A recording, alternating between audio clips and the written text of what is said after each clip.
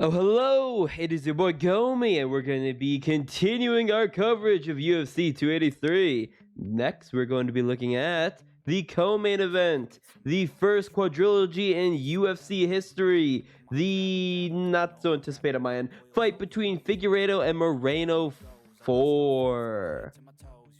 Now, it makes sense. It's only to be expected. These guys literally are evened up with a draw. So it makes perfect sense. They're 1-1-1. We need to know who's the best flyweight in UFC. It's annoying because it's held up the division. It's annoying that we've wasted pretty much all of Figueiredo's prime fighting the same guy. Moreno at least took a side quest and fought Kai Kara France. But still, regardless, it should be a good fight. Their third fight was not all that, in my opinion. It was okay, but the first fight was a fight of the year contender, and the second fight was also very exciting. I normally pull up a lot of different sample sizes of different fighters, and I pull up everything. I listed their significant wins. I'm going to be honest with you guys. Today, the only other fighter we're going to be looking at when discussion with these guys is Kai Kara France, because he is Moreno's last fight. But otherwise, I'm not going to look at anybody that Figueiredo else has fought. Joseph Benavidez, Alex Perez. I'm not going to look at who else Moreno's fought, which is really the only other person I know is Brandon Royval. The reason for that is because they've both evolved. They both are going to be fighting each other, and they both have prepared for each other. They more so, this isn't Figueiredo preparing for his next opponent, Moreno preparing for his next opponent. These are guys that they know very well. They have shared so much time in the octagon with that they know each other. It's been over 50 minutes that they've shared in the octagon. Am I correct? Yeah, technically it's been, I'm trying to do math, 62 minutes they have fought each other. They've fought each other for 62 minutes. These guys know each other thoroughly. It's like Frank Edgar and freaking Gray Maynard. It's basically like that. So, getting into it. Figueiredo, he's gonna be 35 years of age. He's been fighting the same man since he was 33 years old, by the way. 35 years of age, 21 wins, 2 losses, 1 draw. That man right there. 9 KOs, 8 submissions, a finisher, in case you couldn't tell. 5'5" in height, orthodox stance, 68-inch reach disadvantage, 1.48 takedown average, a 59.80% significant strike accuracy. That's actually very good for a guy who's not really much of a grappler. That's pretty solid. And then he's going to be a -115 slight favorite, but that's virtually a pick'em, and I agree with that holistically. It's pretty much a pick'em. I give a slight edge to Figueiredo, though, going off how he fought in the last couple fights. That's going to be Brandon Moreno. He's going to be 29 years of age, 20 wins, 6 losses, 2 draws. One to the guy facing him. 4 knockouts, 11 submissions. He's going to be 5'7" in height, 8 orthodox stance, 70-inch reach advantage, 1.71 takedown average, 46.71% significant strike accuracy, -105 underdog.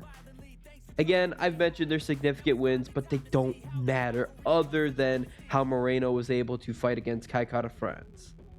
How was he able to beat Kai Kara France? He honestly beat him in the way he beat Figueiredo, which is just due to superior boxing in the clinch. That's one thing that I'm going to lean towards Moreno, is his clinch, in the pocket, man. His fighting in the pocket and short boxing combinations, so short hook, short kind of like, I won't say overhand rights, but basically just a quick right. All those are very good strikes that he does very well, better than the 2 guys he's really fought in the past couple years. With Moreno, he was able to, against Kai Kara France, he was able to open him up for that beautiful step-in body kick right to the liver. With Figueiredo, he was able to hurt him, then get his back in a clinch, take him down, and submit him. And believe it or not, Moreno, he doesn't have a ton of power. He's got really good combinations, but he's more of a volume striker and a combination striker, and his wins, as you can clearly see, are going to come via submissions. He doesn't I want to say he doesn't do a ton of submission like attempts, honestly. You could even see that. It's really just opportunistic. He has 12 takedowns at 49. That's 45%. That's pretty good. It may lead you to believe he does a lot of takedowns, but really it's more so opportunistic. Like he's knocked the opponent down, the opponent falls down, he gets them in a clinch or something like that, and then he's able to submit him with a rear naked choke or something like that. Meanwhile, Figueiredo is a power puncher. Probably, I'd say, the hardest hitter we've seen at flyweight, but that's also because, man, he's barely even a flyweight. That's one of the contributors of why he lost the second fight, was because he cut way too much damn weight. I believe they said he cut the equivalency of a human leg in weight. But the X factor going into this fight, which is his weight, seems to be taken care of. Because as I've seen, he's on pace. I think he needs like to cut 8 more pounds to make it by this weekend. That's very easy. That's very doable. He shouldn't have a problem with his weight. He really shouldn't. And he should come into fight camp refreshed and ready.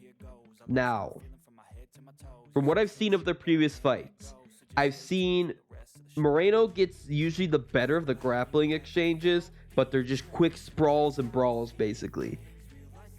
I think Figueiredo hits harder, but I lean more towards Moreno's combos. But there's such a power discrepancy, in my honest opinion, that I feel it's fine that Moreno has the slightly better combinations, because Moreno has the better box combinations, because I feel Figueiredo just grossly overpowers them. I really feel like he does. In the third fight, he hit him with a really good shot that had Moreno doing the Chandler spin, honestly. I do really like when they get into these quick exchanges. While Moreno may land more shots, Figueiredo just touches him once and just powers him off. He does get, Moreno has gotten his respect. He does get his respect, but I just feel he needs to respect Figueiredo's power a little bit more. The first fight was wild and crazy, and they really hurt each other with some serious shots. Don't forget the groin strikes, which led it towards Figueiredo, but man, they really were hurting each other. The third fight was a lot more patient, a lot more measured. Moreno stayed behind his jab a lot more, stayed behind some lead hooks. But man, I don't know. From what I've seen with these guys, they're so evenly matched. What Figueiredo lacks, Moreno makes up for it. But I don't know. I feel that better accuracy that he has and that more power difference he has, I feel he's going to have what it takes to just get the better of it. Moreno's proven to have a very solid chin. He did take a lot of damage in this fight against Kaikar France. That scar in his face lasted for a while. But, I don't know, man. I think this fight, we're going to lean towards Figueiredo, because from what I've seen across all their fights, I just lean a little bit more towards Figueiredo. I think he does a little bit more overall in the striking department. I feel the grappling's a moot point. Like, yes, Moreno submitted him in the second fight, but he was able to submit him with just some mistakes on Figueiredo's part. Underestimated his grappling. Forgot that Moreno is an excellent grappler. Not even excellent grappler, just an excellent at getting those submissions, and he easily cinched in and locked up that body lock and got that rear naked choke. There was nothing Figueiredo could really do once he got that body lock in. I feel he's going to be a lot more careful, like he was in the third fight, and honestly even in the fourth fight, to not get lulled into those grappling exchanges, and I feel he's just going to try power muscle through Moreno. That body kick that he used against Kaikar France, I hope he goes to that more, because that could be a very deadly weapon, honestly. That could be a very deadly weapon. But man, whatever the case is, I'm just hoping for a good fight with these guys. And I hope it's over. I hope there's not another draw. I swear to God, if there's another draw, just vacate the belt. Just vacate the belt and just give it to someone else. Because we need to see somebody else fighting for the title. Yes, Franz got the shot, but we need to see other people. I want to see Figueiredo fight somebody other than Moreno. And I want to see Moreno fight other people. Whatever the case is, I'm just hoping for a banger like the first fight. Yeah, the third fight, it was pretty good. It was solid. The second fight was entertaining, but I just hope it's a banger like the first fight. And I just hope they leave it all in the octagon, leave everything in there. And I would love it if our finish were to come out of it. But I don't think either guy can finish each other. I think they're both too tough. If Figueiredo respects Moreno's submission game. Because if he doesn't, then absolutely I can see a finish come at Moreno.